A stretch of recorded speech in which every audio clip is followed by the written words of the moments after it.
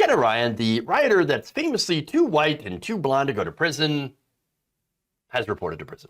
I think we already knew that for a while, but just days, however, beginning her 60-day prison sentence for parading and picketing outside of a federal building, she decided to complain about persecution. Persecution. Fun. Now, Ryan spoke to NBC News a couple of days before she reported to prison, and she said that while she regretted her decision to go to the Capitol, she then decides to complain about her experience and liken herself to the Holocaust, to a Holocaust victim. Because of course.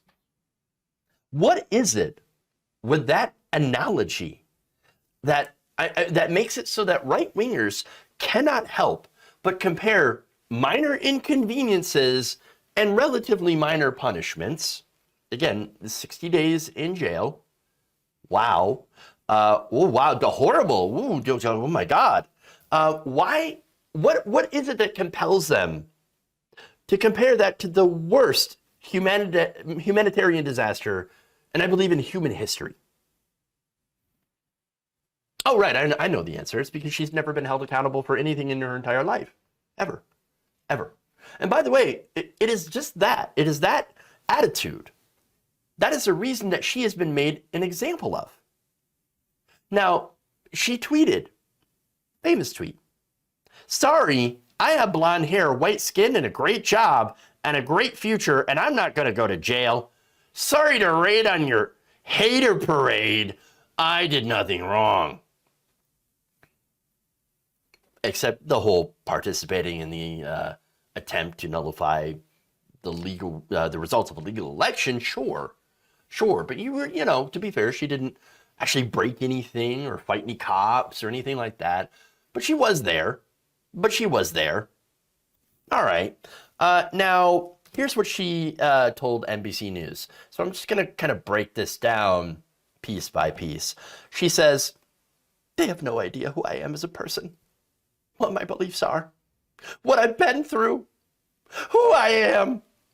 They see me as a one-dimensional caricature. They don't see me as a human." And there I was, just making her point for her. in a way. All right, so now she adds, "That is the epitome of a scapegoat."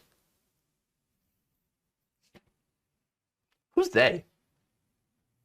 Oh, I mean, I guess they could apply to the public, the prosecutors, the people that report on it, myself included. Okay, fair enough, sure. But here's the thing.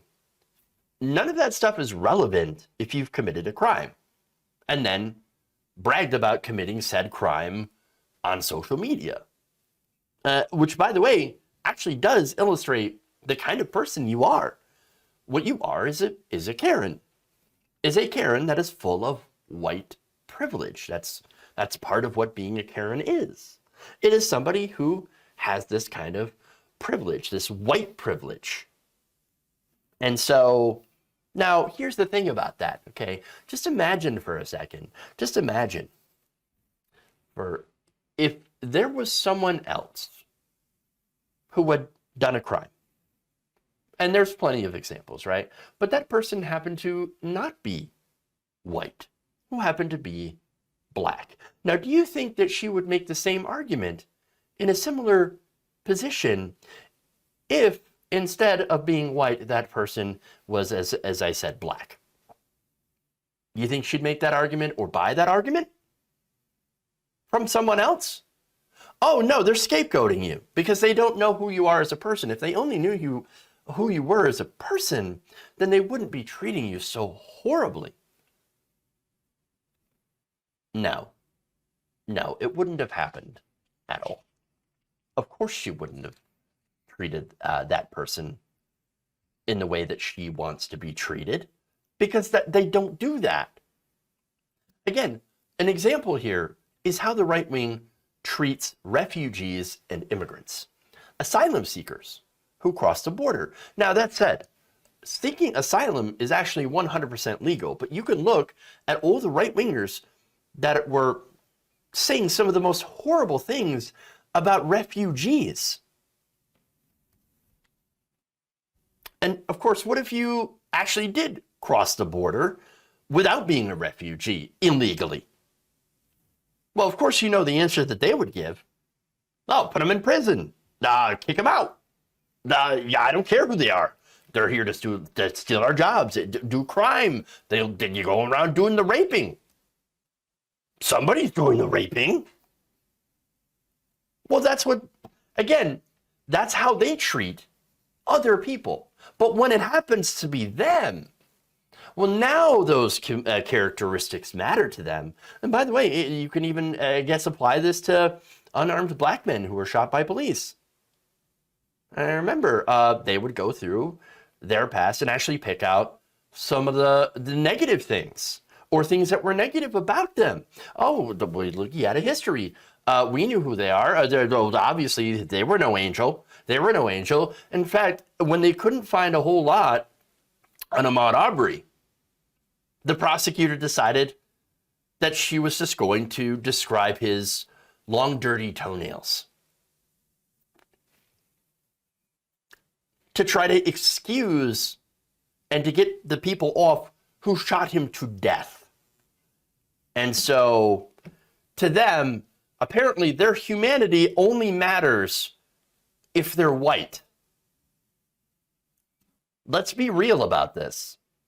Let's be real. Now, she's going to continue, she says, after she's been scapegoated, quote, just like they did that to the Jews in Germany, those were scapegoats. And I believe that people who are Caucasian are being turned into evil in front of the media. When pressed on that comparison, she chose not to go further and just added, you know what's so sad? That I'm afraid to answer your question because I will be attacked for saying that. Well, because it's obviously false. This is feeding into the white replacement stuff, white victimhood. And I can assure you, as a white male who is in his, middle age, that I do not feel victimized at all. I know that I'm actually doing quite well. I am sitting pretty. That didn't. By the way, white privilege doesn't mean that if you're white, you're automatically in a good position like I am. No. White people, go through economic hardship and all sorts of hardships in their lives, addiction issues. A lot of white people are being absolutely crushed by the same system that is also crushing black people. They just so happen to crush black people even more. That are being even, more like harmed in a detrimental way by the way the system is structured to really benefit capital and to benefit the wealthy. And so, yes, that doesn't mean, white privilege doesn't mean that you don't have struggles or don't have problems. Absolutely. It just means the source of your problems isn't your skin color. And so, no, what she's saying, not correct at all. No, she's not being scapegoated. She's not a victim because she's a Caucasian, that she's a white. And by the way, who really uses Caucasian anyway? I don't. I don't know. It feels like a white nationalist or white supremacist trigger word. I think that's what that seems like. But again, no, not a victim.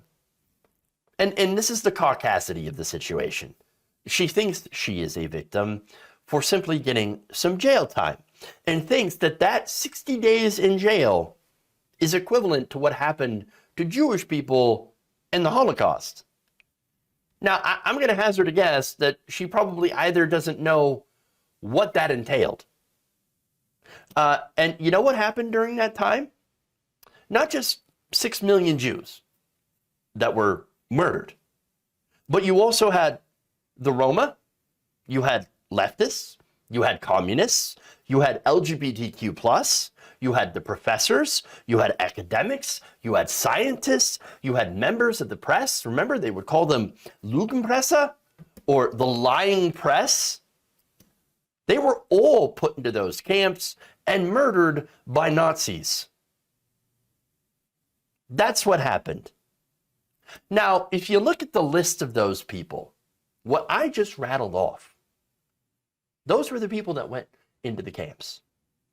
Now, that doesn't seem to sound like people that Jenna Ryan tends to hang around with.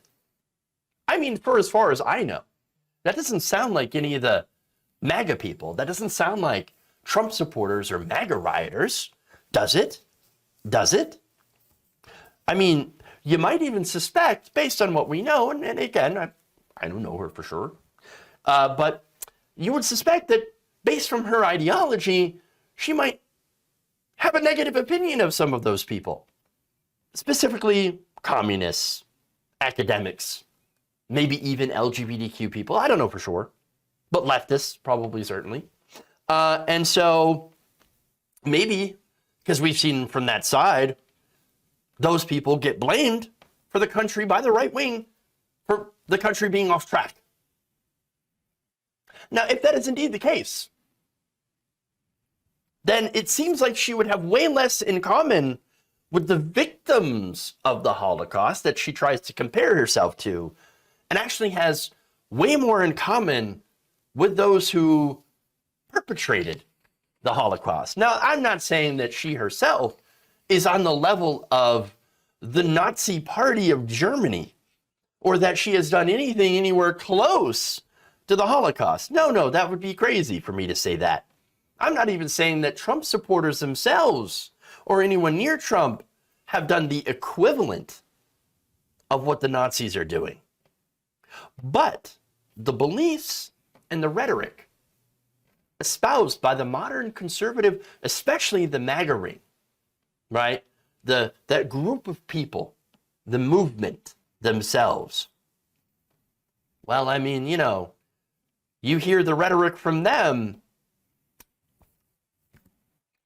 it tends to be very similar and leads down a very dark path if that line of thought is not nipped in the bud.